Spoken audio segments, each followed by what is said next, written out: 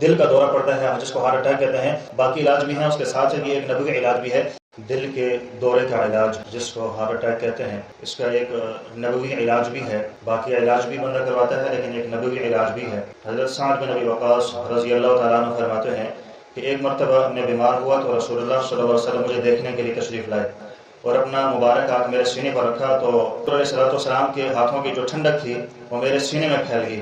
پھر فرمایا اسے دل کا دورہ پڑا ہے، اس کو حارث بن کلدہ کے پاس لے جاؤ کیونکہ وہ ایک ماہر حکیم ہے اور اس حکیم کو چاہیے کہ وہ مدینہ کی 7 عجوہ کھجوریں گٹڑیاں کے ساتھ کوٹ کر اسے کھلائے۔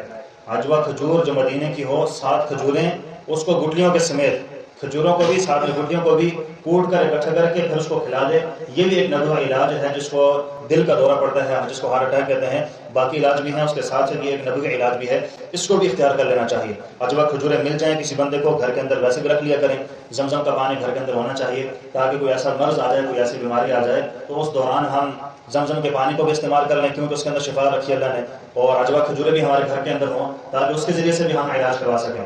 تو اس کے مختلف اثرات ہوتے ہیں بندے کے اوپر، جب بندے پہ دل کا دورہ پڑتا ہے، جس کو ہارٹ اٹیک کہتے ہیں وہ ہوتا ہے، تو